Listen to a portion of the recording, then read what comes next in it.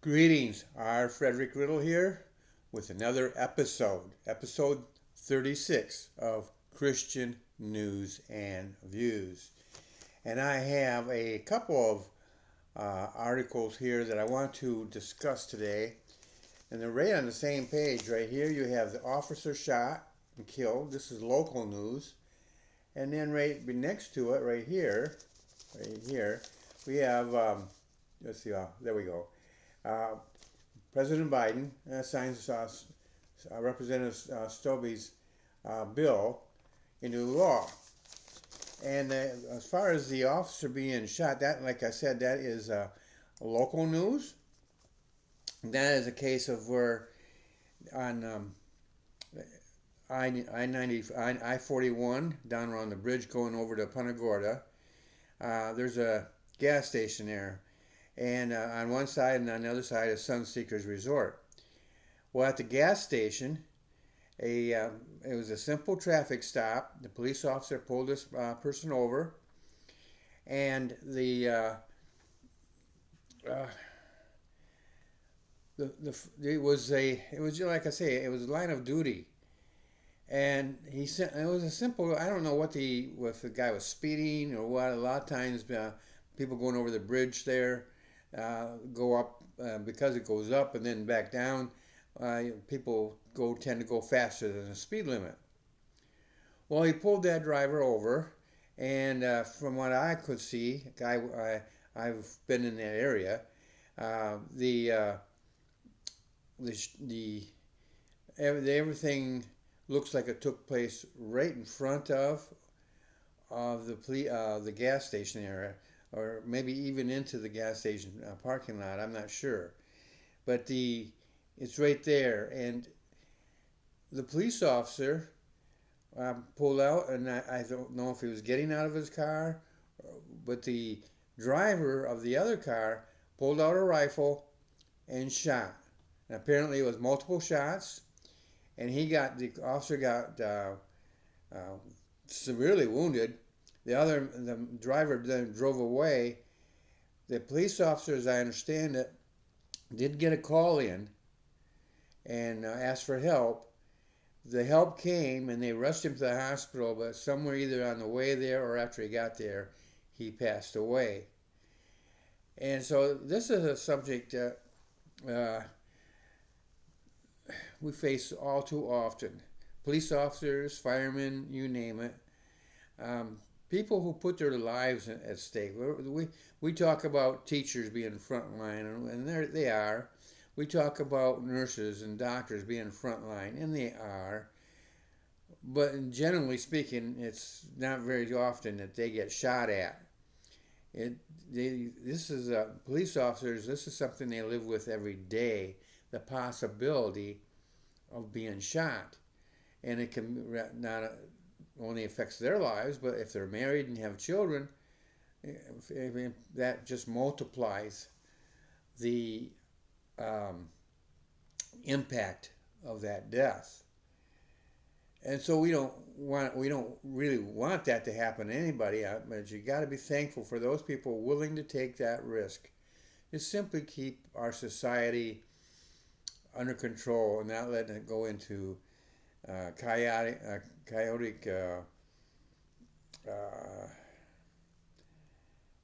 rioting and things of this nature. It's a risk that police officers take daily. And sometimes in this case, they do lose their lives for no apparent reason.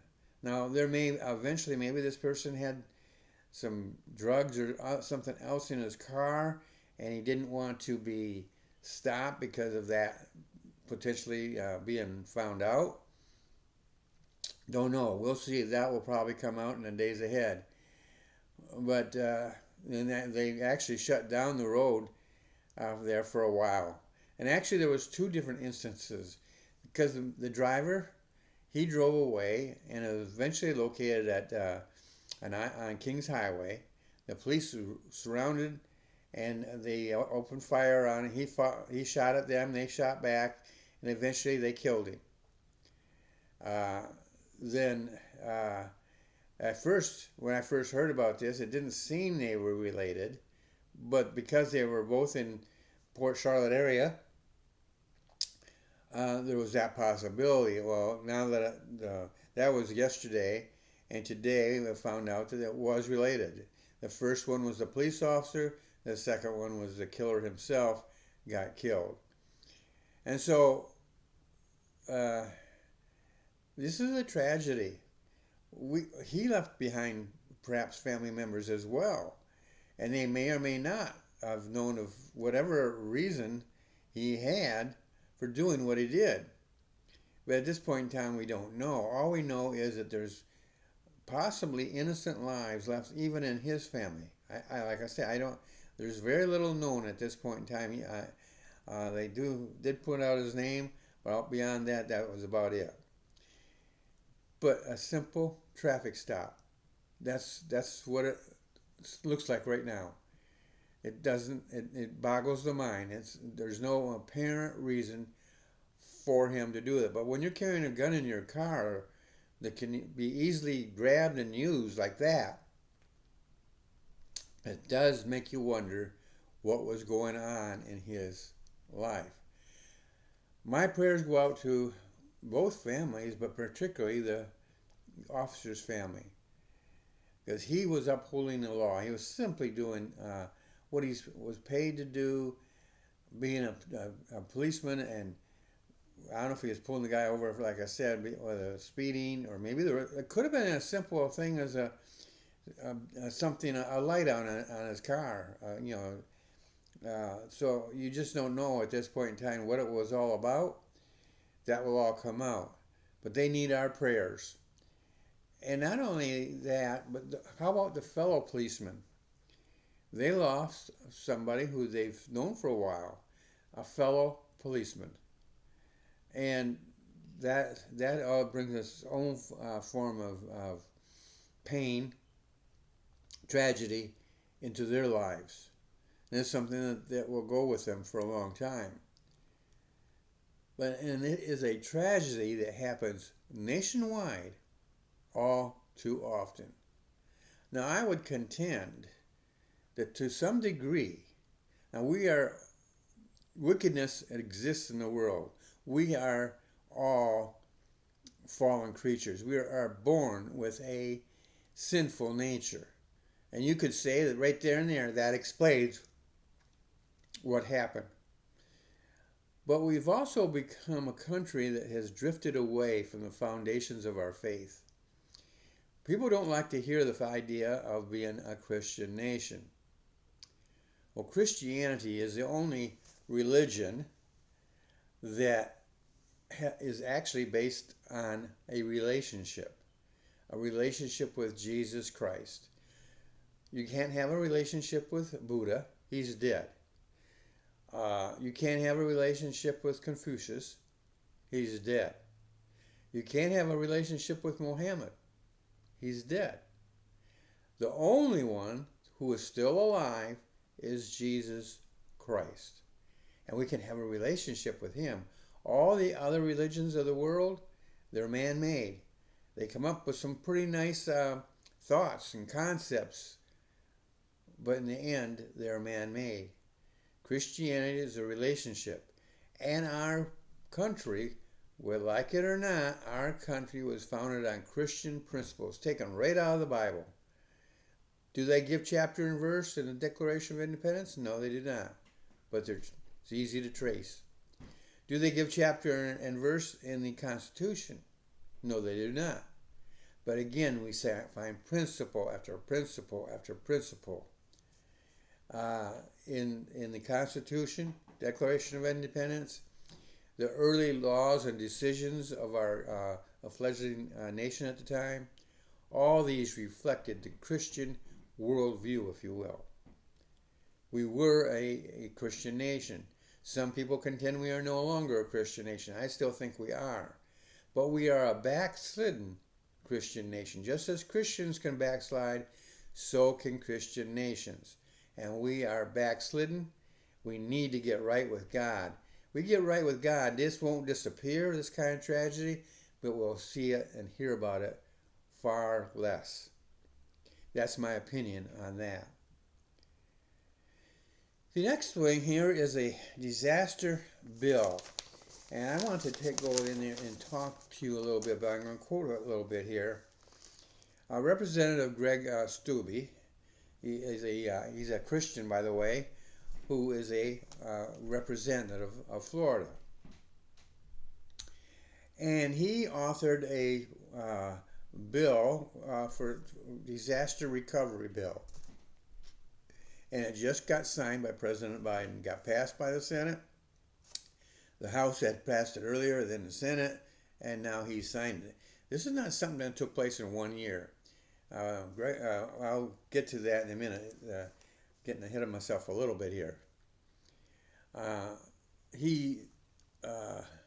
This bill, which is now a law, affects not only struggling Floridians who've been hit by multiple hurricanes, but struggling Americans across the nation from disasters, of all natural disasters. Listen to this.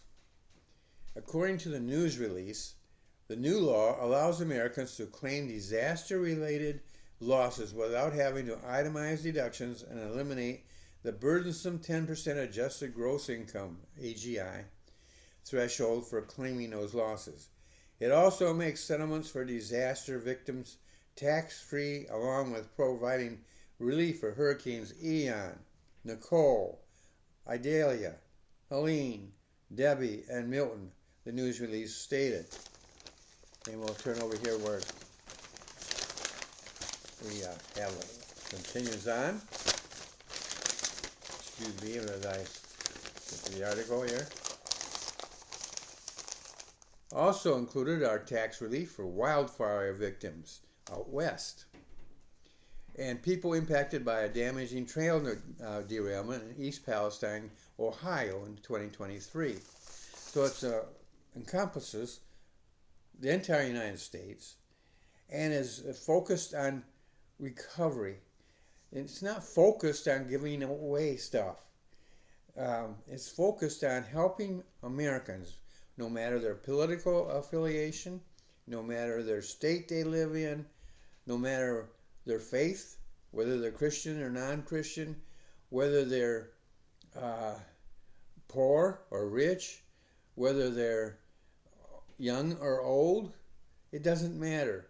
If they got impacted by one of these disasters, they have an option to help. Part of this is stemmed from the insurance companies, who, for whatever reasons they have not done what you and I pay them to do. And they go in and they lowball. And I know some people who have been lowballed, receiving just a pittance compared to what the need is. And they have their reasons, I'm sure. But they're either not doing a very good job of expressing them, or they don't know, or maybe they're afraid to express them because the truth will make them look even worse. Here's some more that quotes here. The devastation caused by disasters doesn't stop at state borders or political lines. It affects every Floridian and every American. This bipartisan effort, and that's interesting, how often do we hear that word used? This bipartisan effort delivers relief to communities across the nation, whether they're recovering from a hurricane, wildfire, or another tragedy, so be stated. For Florida, where we faced the brunt of multiple hurricanes in recent years, this law means real help for families and businesses working to rebuild. I will never stop fighting for Floridians and ensuring our communities come back stronger and more resilient than ever. So his disaster tax relief has passed, been signed into law. I don't know exactly when a law takes effect. I don't see that in here. It does say that it took 2 years, more than 2 years, ever since Hurricane Ian came and visited Florida. Due to inaction by Congress, millions of Americans have missed out on the disaster tax deductions that are typically available after presidentially declared disasters. And so this is something that is typical, but for one reason or another, they didn't get it. And so what we have here is something that was needed and something that you and I personally was not impacted to that degree. Hurricane Ian, the water came up to my doorstep, got inside a little bit, got a mat wet, and I threw away the mat. Other people lost their homes. Some people lost their lives. Then since then, we've had all those other hurricanes. The most recent one that from this area was Milton. And that's devastated where I work. I have a part-time job where I work. I have the church I attend. That church is still recovering, in the process of recovering from Milton. You go up and down the state of Florida, and you can find people who are recovering not only from Milton, but from Helene and from the other hurricanes. Even Hurricane Ian, there's still people who are waiting on the government to help them out, or not necessarily the government. It could be we're still waiting on insurance companies to deliver what the insurance that they thought they were paying for. And so this is something that's definitely needed. And so it took him over 2 years. That shouldn't have taken that long, but it did. Politics that's the way of politics. But he himself, Steube, I think that's the right way to pronounce his name, he deserves our thanks and our praise. That law is good news for Americans who are struggling to recover from natural disasters. Now, we live in a country where we still have the concept, the very concept of helping your neighbor, by the way, is a biblical concept. People who are not Christians don't want to hear that, but that's another thing that comes right out of the Bible. Has not always been that case in the world, and even in Christian nations, sometimes we forget. But it is a Christian concept to love your neighbors as yourself. The thing is that this bill, it's unfortunate that it was needed, but it comes at a very good time. And it's good. I'm glad that President Biden signed it into law. He could have vetoed it. I think it would have eventually maybe been overridden. But he could have, just out of spite, because he lost the election, vetoed it. But the thing is that he didn't. He signed it into law. And so that will go on his record as well as Steube's record. And that's okay. I have no problem with that because it's a good law. And whoever had any role in that being passed, who voted for it, maybe who promoted it, or whatever they did, they deserve our thanks and praise.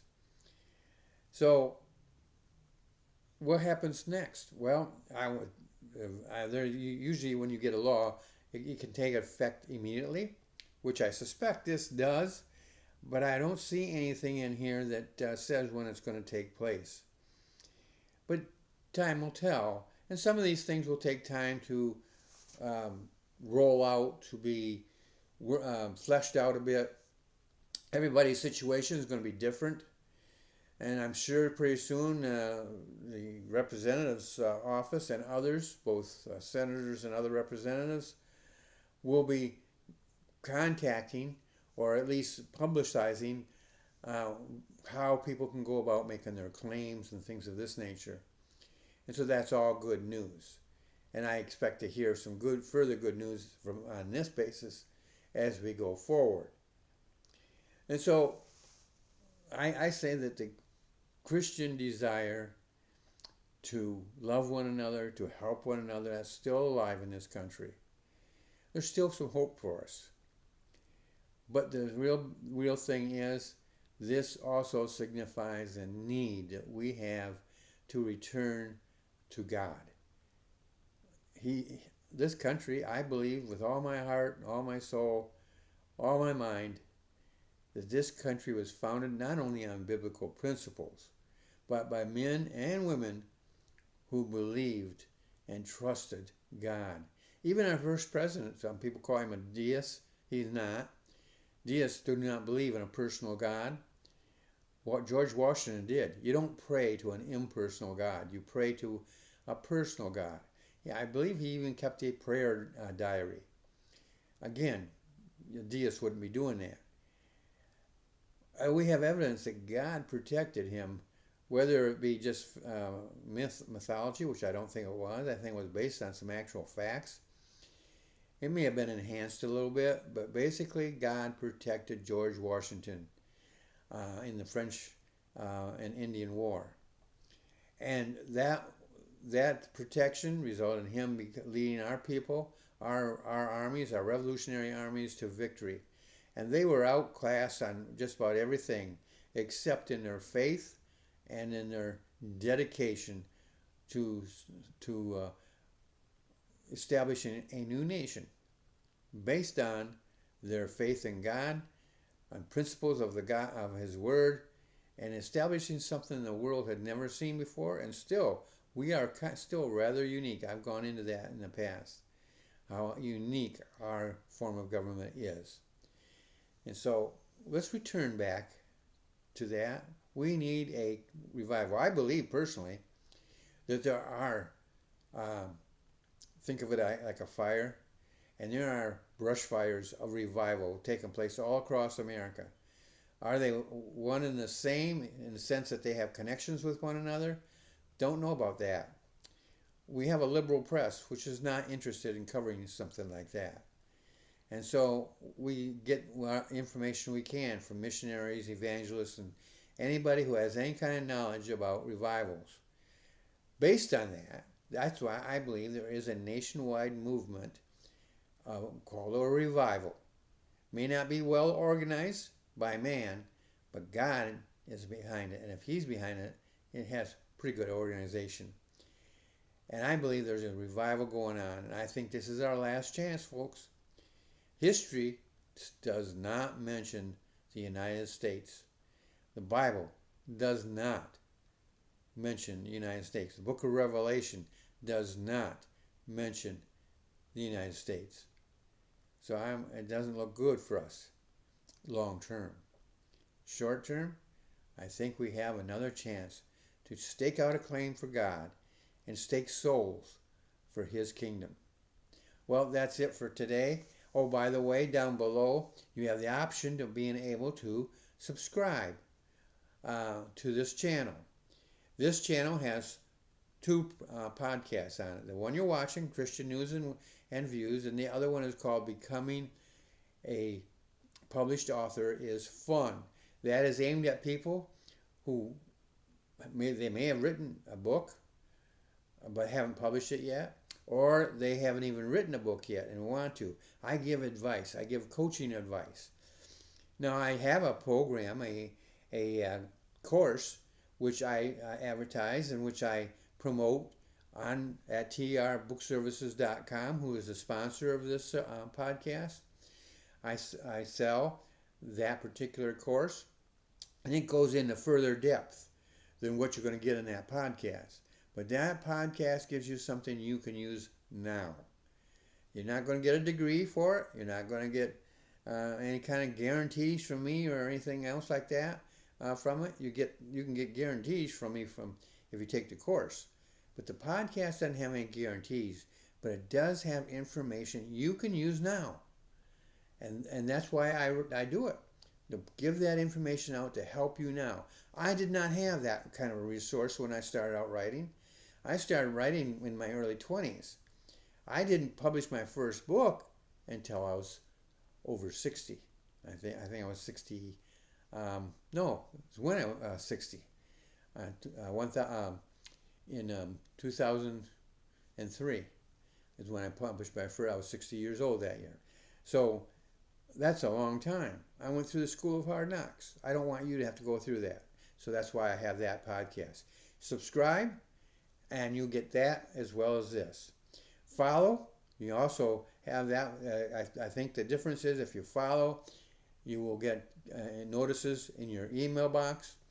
If you subscribe, these podcasts will go right directly to your channel, where you can watch them whenever you feel like it, and as multiple times as you want to.